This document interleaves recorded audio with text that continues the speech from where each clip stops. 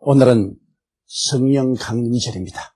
하나님의 성령께서 여러분에게 넘치는 은혜를 주시고 계십니다. 인간에게 견디기 힘든 것이 고독이나 소외감 등입니다. 그 때문에 노년의 배우자를 잃은 사람은 곧 남은 자도 죽는다는 것입니다. 그 이유는 고독 때문에 삶의 의미를 잃어버리고 살아갈 기력을 상실하기 때문인 것입니다. 예수님의 제자들이 가장 두려워했던 사실도 바로 그것이었습니다. 왜냐하면 예수님의 제자들은 예수님의 공생애 동안에 자기의 처자나 전토나 고향을 떠나서 열심으로 주를 따랐습니다. 그러나 3년이 지나고 난 다음 예수님께서는 갑자기 이 세상을 떠나서 하늘 아버지께로 돌아가신다고 말씀하셨습니다. 이 말에 제자들은 너무나 충격을 받고 아예 망연자실했던 것입니다. 그러나 예수님은 조금도 동요하지 아니하시고 이렇게 말씀하셨습니다. 내가 다른 보혜사를 너희들에게 보내주겠다. 또 거기에 대해서 말씀하시기를 내가 가는 것이 너희에게 유익이라. 내가 떠나지 아니하면 보혜사가 너희에게로 오시지 아니할 것이요 내가 가면 저를 너희에게로 보내리라고 주님께서 말씀하셨습니다. 그 당시에 제자들은 이 예수 그리스도의 말씀을 전혀 이해할 수가 없었습니다. 예수님이 같이 계셨으면 훨씬 좋았을 것인데 왜 예수님께서 다른 보혜사를 보내겠다고 말씀하십니까? 그 의미를 전혀 알 수가 없었습니다. 이러므로 제자들은 절망할 수밖에 없었습니다. 그들은 슬픔에 꽉 들어 찼습니다. 곧기야 예수님은 십자가에 못 박여 돌아가시고 장사님 받으시고 그리고 예수 그리스도께서 사흘 만에 부활하셨지만은 동해 번쩍 서해 번쩍 나타났다 사라지기 때문에 제자들은 마음에 안도감을 가질 수가 없었습니다. 그래서 그들은 뿔뿔이 헤어지기도 하고 또 유대인이나 관원들을 두려워해서 숨어서 지냈습니다. 그러다가 오순절날 제자들이 마가 요한의 다락방에 모여 한 열흘 동안 주님께서 주시겠다는 능력을 받기 위해서 간절히 기도하고 계셨는데 갑자기 하늘에서 강한 바람 같은 소리가 나고 불의 시같이 갈라지는 것이 각 사람 머리 위에 임하였더니 그들이 다 성령의 충만함을 받아 성령이 말하게 하심을 쫓아 다른 방언으로 말하기 시작했습니다. 그 체험을 한 이후로 순식간에 예수 그리스도는 구말리 장천 멀리 계신 분도 아니요 여기 나타났다 저기 나타났다 사라진 분도 아니요 그리스도께서 자기들 속에 24시간 내주하시는 예수님이라는 것을 확실히 깨닫게 된 것입니다.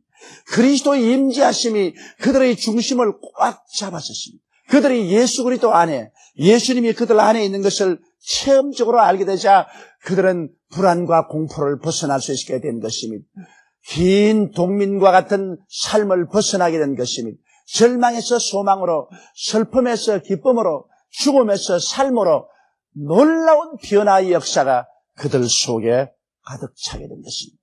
그뿐만 아닙니다. 그들은 이제 예수 그리스도의 십자가에 죽으셨다 부활하신 그 의미를 깊이 깨달아 알게 된 것입니다. 전에는 왜 예수님이 십자가에 죽으셔야만 하냐, 왜 장사님바 되었다가 부활하셔서 성천해야 되는가, 그 이유를 전혀 알 수가 없었습니다. 그러나 성령이 오시자마자 성령께서 그들의 눈을 밝히시고 마음의 깨달음을 주시기 때문에 그들은 예수 그리스도의 죽으심에 대한 의미를 깊이 알게 된 것입니다. 그리고서 십자가에 못 박이신 것은 바로 저들의 죄악을 대속하기 위함이요 저들에게 하나님의 은총을 부어주시기 위함이요 성령을 받아서 그들이 세속을 피해 나오고 마귀와 싸워 이길 수 있는 힘을 주시기 위한 것을 알았었습니다. 예수님이 십자가에 몸짓고 피 흘린 것은 저들의 연약함과 질병을 대신 짊어지고 가기 위한 것도 깨달았습니다. 그들은 예수 그리스도께서 십자가에 못 가시므로 모든 저주를 다 대속하시고 아브라함의 축복을 그들에게 주기 위해서 그렇게 했다는 사실도 알게 된 것입니다. 그들은 예수 그리스도께서 죽어서 장사 지내시고 부활하심으로 말미암아 사망과 음부를 철폐하시고 영원한 천국과 영광을 그들에게 허락하기 위해서 그와 같은 고난 당하셨다는 사실을 체험적으로 깨달아 알 수 있게 된 것입니다. 이러므로 그들에게는 기쁨이 넘쳤습니다. 이제는 누구든지 예수 그리스도를 구주로 모시면 거대한 변화가 다가오게 된다는 것을 알게 되었고 그들이 온 천하 만국에 나가서 증거할 복음의 메시지의 내용을 성령님의 능력으로 깨닫게 된 것입니다. 누구든지 그리스도 안에 있으면 이제 새로운 피조물이 되니 이전 것은 다 지나고 새 것이 된다는 사실을 그들은 마음속에 깊이 깨닫게 된 것입니다. 이러므로 성령을 받고 난 다음에 그들 자신이 고아와 같이 버림받지 않았다는 것을 알게 되고 그들 자신과 함께 예수님께서 끊임없이 임재하여 계신다는 것을 깨달을 뿐 아니라 그리스도의 죽으심과 부활이 가져오는 엄청난 역사적인 우주적인 구속의 의미를 깨닫게 된 것입니다. 그래서 성령으로 말미암아 그들은 지혜와 총명을 얻어서 담대하게 일어나서 외칠 수 있는 처지에 이르게 된 것입니다. 오순절날 그날에 베드로가 일어나서 예수 그리스도를 증거했습니다. 그는 예수 그리스도를 배반한 사람이었습니다.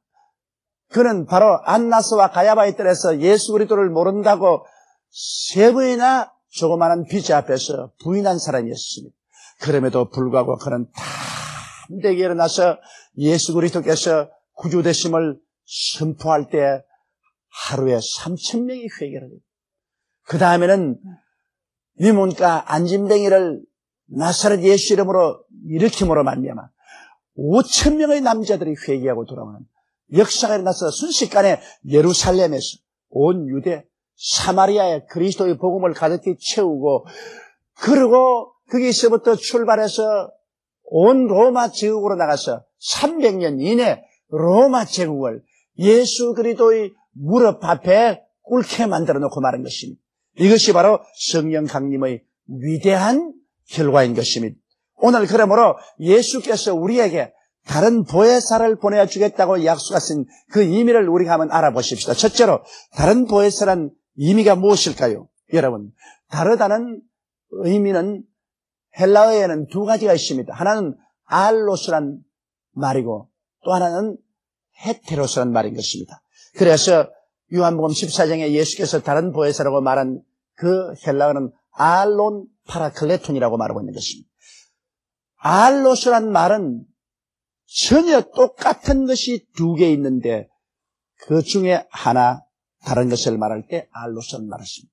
그러나 헤테로스란 말은 전혀 다른 2개가 있을 때 첫째고 그 다음 다른 것을 말할 때는 헤테로스란 말을 쓰는 것입니다.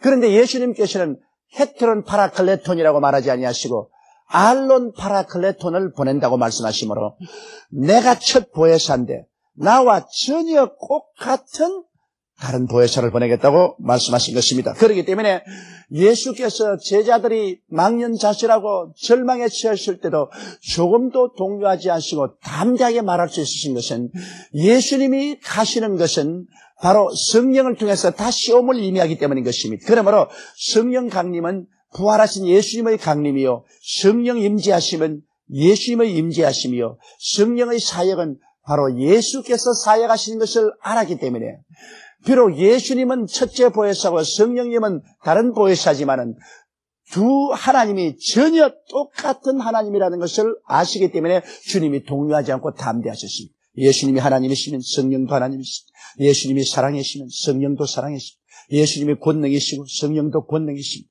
예수님이 구원하신 것처럼 성령님도 예수님의 이름으로 구원하시고 예수님께서 귀신을 쫓아낸 것처럼 성령도 예수 이름으로 귀신을 쫓아내시고 예수님께서 병을 고치신 것처럼 성령도 예수 이름으로 병을 고치시고 예수님이 가르치신 것처럼 성령님도 가르치시고 예수님이 위로한 것처럼 성령님도 예수님 이름으로 위로하시되 오히려 성령 강림으로 말미암아 예수님의 행한 일을 제 아들이 할 것이 이보다 더 큰 일도 할 수 있도록 그렇게 하신 것입니다. 이렇기 때문에 예수님은 내가 가는 것이 너에게 유익이라 내가 가지 아니하면 보혜사가 너에게로 오시지 아니할 것이요 내가 가면 저를 보내리라고 주님께서 말씀하신 이유가 거기에 있는 것입니다.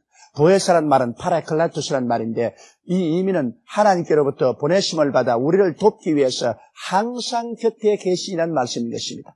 주님께서 말씀하기를 내가 아버지께 구하겠으니 그가 또 다른 보혜사를 너에게 주사 영원토록 너희와 함께 있게 하시라고 말씀한 것입니다. 그러므로 오순절 다락방에 강림하신 성령님은 2000년의 세월을 지났지만은 조금도 변치 아니하시고 주님께서는 초대교회 주의 백성들과 같이 계신 것처럼 지금도 오늘 여의도 순복음교회 이 자리에 임재해 계십니다. 오늘 제가 말씀을 전가하고 있는 이 불란서 파리에도 동일하게 그 성령이 지금도 임재하여 계신 것입니다. 영혼이라는 것은 무한한 과거와 무한한 미래를 창조적으로 결합한 것이기 때문에 영혼이라는 것은 언제나 우리와 같이 계신 성령님을 의미하는 것입니다. 이러므로 오늘 여러분은 절대로 고아와 같이 버림을 받지 않습니다. 그리스도께서 그리스도 이름으로 그리스도 자리에서 그리스도의 사역을 대신하실 성령님을 여러분에게 보내신 것입니다. 이러므로 진리를 알지니 진리가 너희를 자유롭게 하라고 말씀한 것처럼 여러분이 이 사실을 깨닫게 되면은 이제 성령이 나와 같이 계신다는 것을 확신하게 되면은 예수님의 제자들이 느꼈던 그 엄청난 느낌을 여러분이 가질 수 있는 것입니다. 성령께서 여러분과 같이 계심으로 부활하신 예수님이 나와 함께 계신다는 것을 알게 되므로 눈에 아무 증거 안 보이고 귀에는 아무 소리 안 들리고 소용 잡히는 것 없어도 두렵지가 않습니다. 이 세상이 변화를 가지고 엄청난 소용돌이를 치고 있습니다. 이 불확실한 시대 속에 바로 5분 후에 무엇이 일어날지도 알 수가 없습니다. 여러분, 살인에 일어난 대진을 보십시오. 밤 1시에 사람들이 다 잠자리에 들어가서 천지를 모르고 휴식할 시간에 순식간에 천지가 진동하고 아파트가 물어내고 땅이 갈라지고 3천여 명의 사람들이 불기의 객이 되고 마는 것입니다. 이것이 오늘날 우리가 사는 현실적인 세계인 것입니다. 그렇기 때문에 오늘 사람들은 모두 다 불안과 공포에 떨고 있는 것입니다. 내일을 예측 못하고 있는 것입니다. 정치, 경제, 교육, 문화, 군사, 산업 모든 면에 변화가 엄청나게 일어나고 있는 것입니다. 이 불확실한 시대에도 불구하고 우리가 마음속에 평안을 가지고 확신을 가지고 살 수 있는 것은 하나님의 성령께서 우리 속에 와서 계시고 성령이 바로 예수 그리스도의 임재하심을 가져오기 때문에 강하고 담대하게 우리가 살아갈 수가 있는 것입니다. 그러므로 예수님께서 내가 가는 것이 너에게 유익이라 내가 가지 않으면 성령이 오지 않을 것이요 내가 가면 보혜사를 너에게 보내겠다고 말씀하신 이유가 그게 있는 것입니다. 예수님은 육체를 가지고 오시기 때문에 예수님은 시간과 공간의 제한을 받아 소수의 사람과 같이 계시지만은 성령은 파라클레토스, 보혜사는 푸뉴마테스, 즉 바람이라 바람처럼 우리 모든 사람과 같이 계십니다. 오늘 바람을 독재한 사람을 보았나요? 모든 사람은 다 바람 속에 있고 바람을 마십니다. 그와 같이 하나님은 바람처럼 성령을 통해서 임재하시고 그리고 여러분 속에 들어와 있기 때문에 이제는 소수의 사람만 예수님과 교제하고 거할 수 있는 것이 아니라 누구든지 그리스도와 함께 거하고 그리스도와 함께 살아갈 수 있기 때문에 주님이 육으로 가시고 성령으로 오시는 것이 훨씬 더 유익되는 것을 보여주고 계신 것입니다.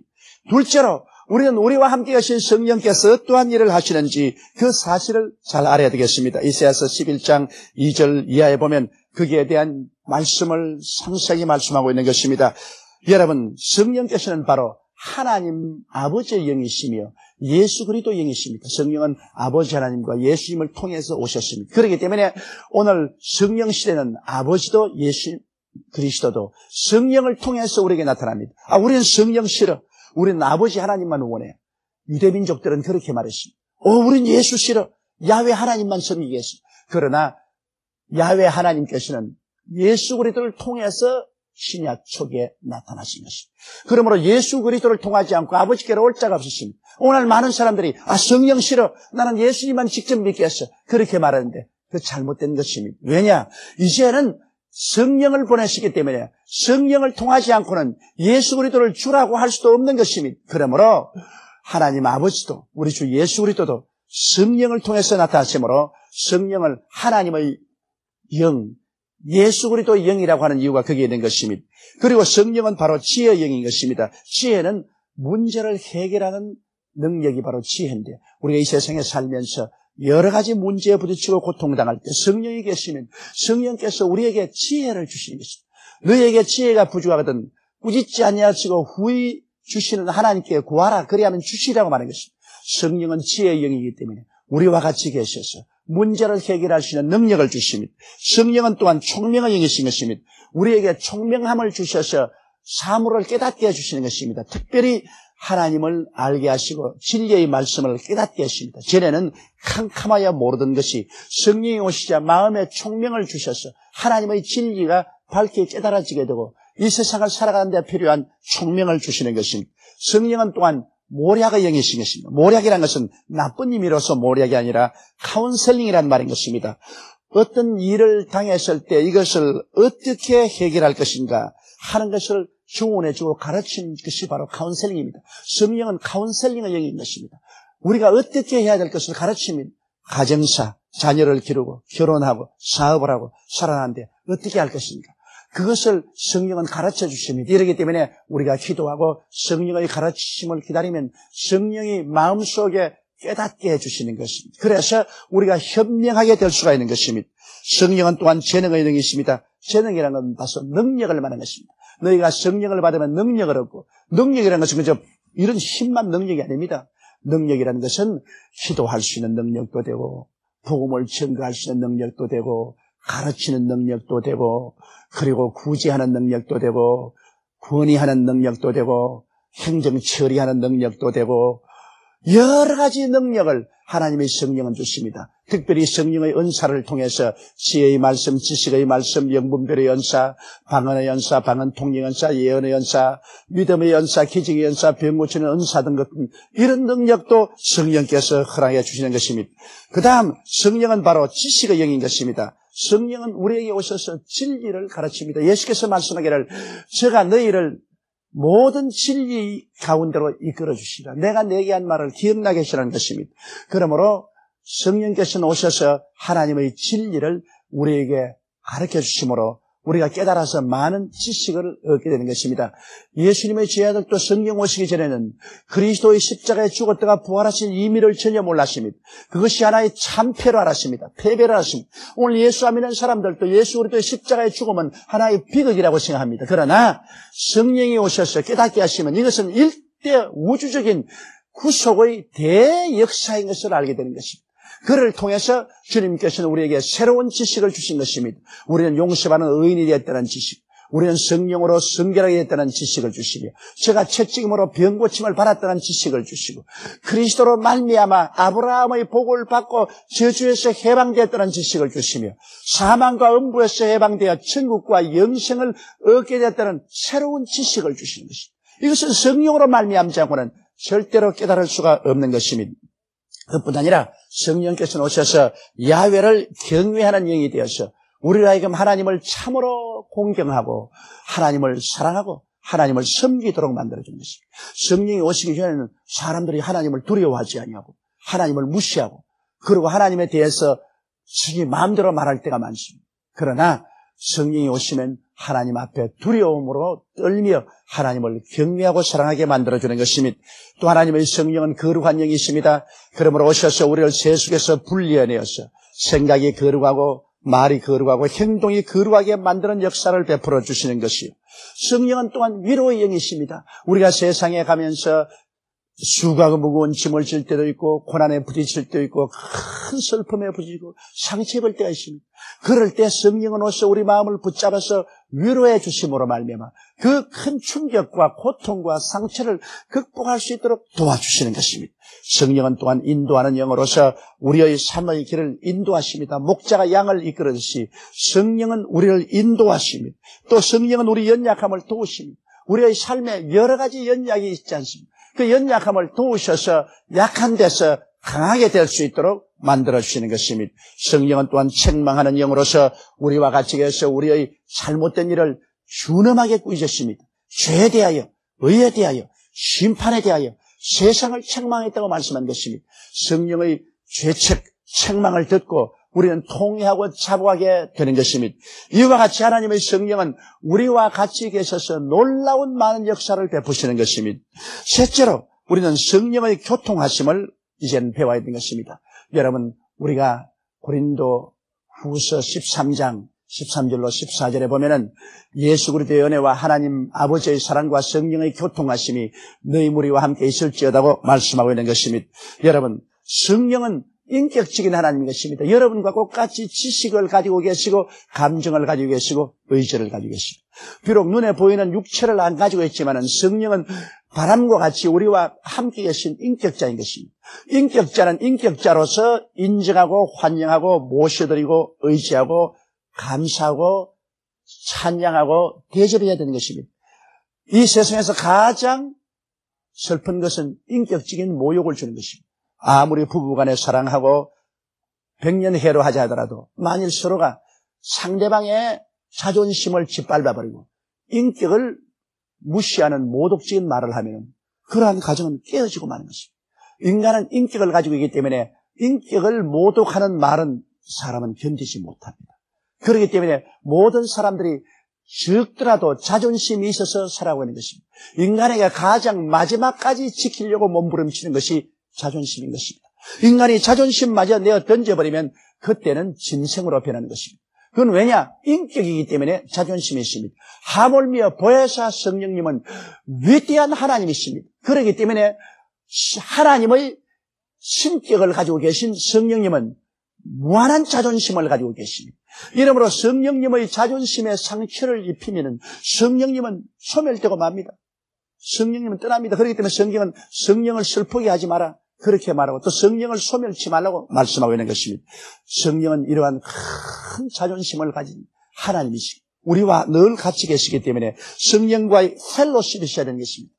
코이노니아, 성령과의 교통이란 헬라어로 코이노니아는 바로 펠로십을 말하는 것입니다. 서로 친교를 말하는 것입니다. 친교를 어떻게 합니까? 서로 인정하고 다정하게 인사하고 악수하고 혹은 포옹하고 상대를 인정하고 환영하고 모셔드림으로 우리가 친교할 수 있지 않습니까? 성령은 육체로 안 보이기 때문에 우리는 성령과 친교하기 위해서 성령님 인정합니다. 환영합니다. 모셔드립니다. 의지합니다. 보혜사 성령이여 감사합니다. 저를 이끌어 주시옵소서. 이걸 늘 말해야 되는 것입니다. 저는 매일같이 그 말을 하는 것입니다. 그리고 성령님은 또한 우리와 함께 일하기 위해서 오셨습니다. 성령은 바로 추수꾼의 주인입니다. 교회의 책임자요 영혼을 구원하는 총사령관인 것입니다. 우리는 그 영혼을 구원하는 하나님의 사역에 부름받은 머슴들입니다. 일꾼인 우리가 주인 되시는 보혜사 성령님과 동업을 하는 것입니다. 우리가 하나님과 함께 일하는 자인 것입니다. 그렇기 때문에 우리는 언제나 성령님의 뜻을 받들어 일을 해야 돼요. 하나님의 사업을 내 마음대로 하겠다고 내가 오늘은 동쪽 밭으로 가고 다음은 서쪽 밭으로 가리라. 이거 안 되는 일인 것입니다. 하나님의 성령께서 다 계획을 가지고 계시고 그래서 성령이 시키는 일을 해야 되는 것입니다. 이러기 위해서 우리는 항상 성령님 앞에 기다리고 성령이여 나를 이끌어 주옵소서. 종이 주인을 여종이 주모의 손을 바라봄 같이 우리가 야훼 하나님을 바라고 성령님의 인도를 기다려야 됩니다. 성령님은 우리와 항상 동업하십니다. 그래서 하나님의 사업을 이루도록 해주시는 것입니다. 또 그뿐 아니라 성령의 교통합시라는 것은 성령과의 일치를 말하는 것입니다. 항상 성령과 우리는 하나 되어 살아야 되는 것입니다. 성령님과 분리된 삶을 살아서는 안 됩니다. 그렇기 때문에 하나님의 성령을 슬프게 해서는 안 되는 것입니다. 성령이 싫어하는 일을 우리가 해서는 안 되는 것입니다. 성령이 기뻐하시는 일을 함으로 말미암아 성령님과 항상 일치된 삶을 살아야 우리가 참된 펠로십이 되는 것입니다. 또 그뿐 아니라 코이노니아 즉 교통이라는 말은 트랜스포테이션이라는 말인 것입니다. 이것은 뭐냐면 운송한다는 말인 것입니다. 제가 한국에서 칼 비행기를 타고 프랑스 파리까지 왔습니다. 비행기가 없으면 이곳에 13시간 만에 올 수가 없습니다. 또 제가 한국으로 귀국할 때도 칼 비행기를 타고 한국으로 돌아옵니다. 교통입니다. 이 비행기의 교통이기 때문에 왔다 갔다 할 수 있지. 옛날 같으면 몇 달 만에 왔다 갔다 하기 때문에 프랑스에 한번 와서 집회하고 오려면 1년이 거의 걸릴 것입니다. 그러나 오늘날에는 순식간에 왔다 갔다 하는 교통이 되는 것입니다. 여러분도 오늘 교회에 오실 때 그런 교통을 이용해서 오시지 않았습니까? 우리는 성령의 교통하심을 통하여 성령과 친교하고 동업하고 일치를 가지며 그리고 성령님의 운송을 통해서 예수 그리스도의 은혜와 하나님의 사랑을 우리의 삶 속에 우리가 받아서 누릴 수가 있게 되는 것입니다. 그러므로 하나님의 성령께서는 예수 믿지 않은 불신자는 곁에 있어서 감동시키고 책망하셔서 회개하게 만들어주시고 그리고 예수를 구주로 모시면 성령은 우리 속에 들어와서 거하시면서 믿음과 소망과 사랑으로 채워주시고 사랑과 희락과 화평과 오래 참음과 자비와 양성과 중성과 온유와 절제 같은 열매를 맺게 해주시고, 우리가 성령 충만한 세례를 받으면 이제 성령께서 우리에게 권세와 능력을 주셔서 우리는 권능 있고 능력 있고 힘 있게 그리스도의 복음을 천하에 전할 수 있게 만들어 주시는 것이요, 그 모든 것 위에 성령님은 인격자이시기 때문에 항상 성령님을 인정하고 환영하고 모셔드리고 의지하며 성령과 동행하게 될 때 여러분은 고아와 같이 살지 않고 소외되지 아니하고 물된 동산같이 넘치는 하나님의 영광과 은총 중에 살아갈 수 있게 되는 것입니다. 다 같이 고개 숙여 기도드리겠습니다. 전능하시고 거룩하신 하나님 우리 아버지요, 오순절날에 성령이 임하시자 고아와 같이 되고 소외되고 버림받았다고 생각하는 제자들이 순식간에 그리스도 임재하심을 모시게 되고 하나님의 위대한 능력을 깨닫게 되고 그리스도의 죽었다 부활하신 그 위대한 진리를 알게 되어서 그들은 기뻐 뛰어 일어나서 목숨을 바쳐서 온 천하에 복음을 전거했습니다. 하나님 우리 아버지여, 오늘 2000년 후 이날도 바로 성령은 떠나지 않고 우리와 함께 계십니다. 아버지 하나님이서 우리 모든 주의 백성들이 예수를 구주로 모시고 성령님과 함께 거하면서 성령 충만한 세례받게 도와주시옵소서. 늘 성령님을 인정하고 환영하고 모셔드리고 의지하면서 살아갈 수 있도록 도와주시옵소서. 예수님 이름으로 축복하고 기도드리옵나이다. 아멘.